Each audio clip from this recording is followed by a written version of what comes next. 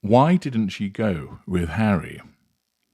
Harry has cleared off to Tokyo and Singapore, as you know. Harry's wife hasn't gone. The Daily Record believes it knows the reason why. Siobhan MacDonald explains the reason Harry's wife didn't join Prince Harry on his Tokyo and Singapore trip. Harry's wife has been noticeably absent from Prince Harry's trip to Asia this week. The Duchess of Sussex is thought to be spending time with her children in California before Archie heads back to school. While Harry, 38, touched down in Tokyo on Tuesday ahead of the ISPS Sports Values Summit special edition event, speaking at the summit on Wednesday, Harry's appearance comes before the Centre Bali ISPS Handa Polo Cup in Singapore takes place this weekend.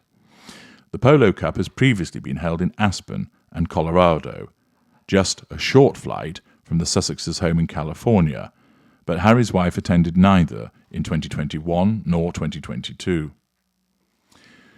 The pair have been faced with split rumours in recent months as their public appearances together have been few and far between. It's thought that Harry's wife has remained home on this trip to spend the last weeks of summer with the couple's two children Archie and Lilibet, as well as spending time with their pets. A source told People magazine that it's highly likely Harry's wife will be spotted doing the school run when Archie heads back to the classroom in a few weeks' time. She talks to everyone. There is no presence, an insider told the publication. Pausing there, what a load of fucking nonsense. Of course, it's coming from People.com, which is an outlet favourable to Harry's wife. And this is all part of the attempted reinvention of Harry's wife as being pleasant and kind and doing the things that other people do. Namely, she's going on the school run and she talks to everyone because she's popular.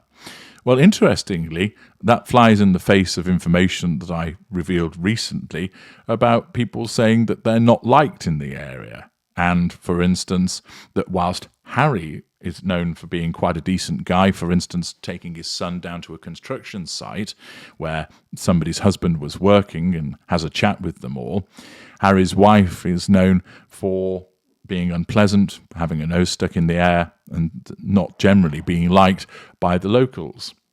But that's not going to stop People.com attempting to engage in the rehabilitation of her image as a consequence of some PR dollars coming their way. The Daily Record also reports upon her apparent attendance at the Taylor Swift concert alongside her British pal Lucy Fraser.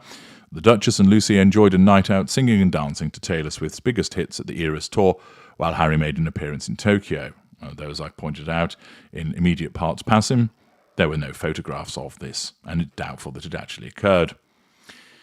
The article continues by explaining this is another example of the couple staying separate in public, as last week Harry's wife celebrated her 42nd birthday watching Barbie in cinemas with Portia de Rossi and other pals, while Harry remained at home. The Duchess then continued her celebrations by joining friends at San Isidro Ranch Hotel in Santa Barbara, and, according to reports, the former Suits actress posed for pictures, none of which have emerged, and made videos, none of which have emerged, with a hen party who were celebrating at the hotel.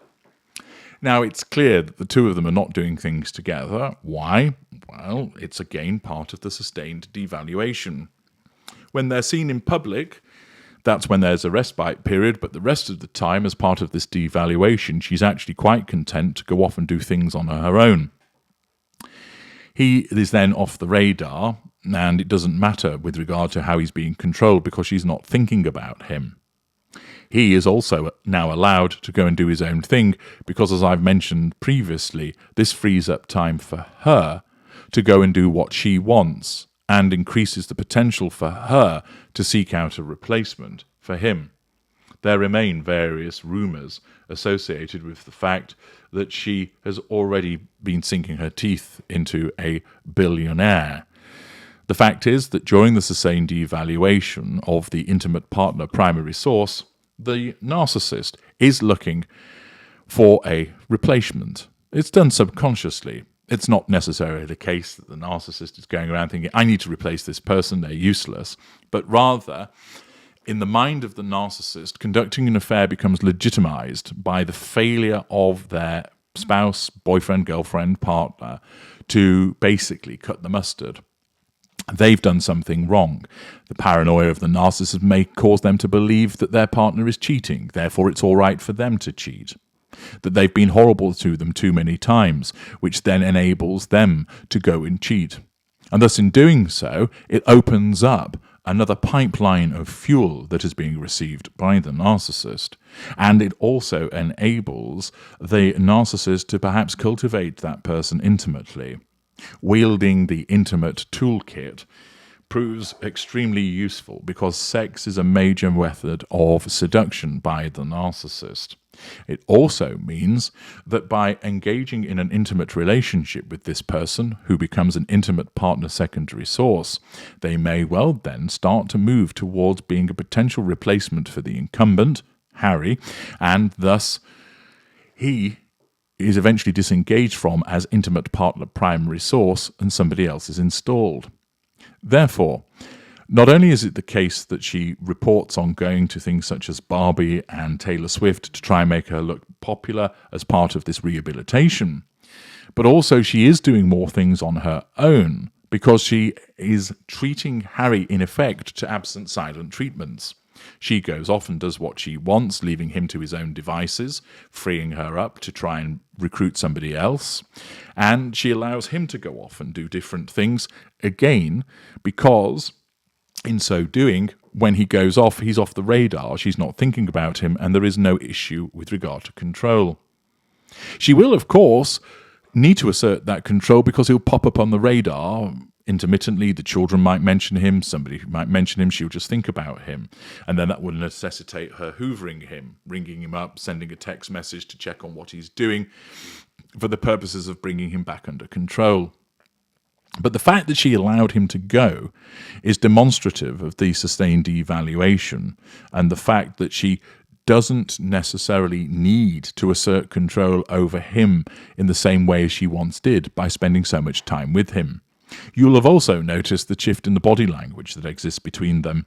When they have been photographed out and about, the grip of doom has not been evident, as she has been in the past, clinging on to him, controlling him through a physical assertion.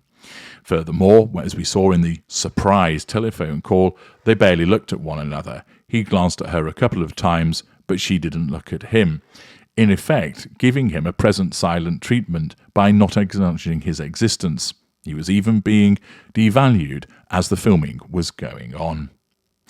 Accordingly, it isn't about her staying because she wants to look after the kids and do the school run. That's just part of the facade management. She stayed because she sees nothing to be gained in attending with Harry in Tokyo, and because he's in the sustained devaluation, she's less interested in what he is doing. I'm H.G. Tudor. Thank you for listening.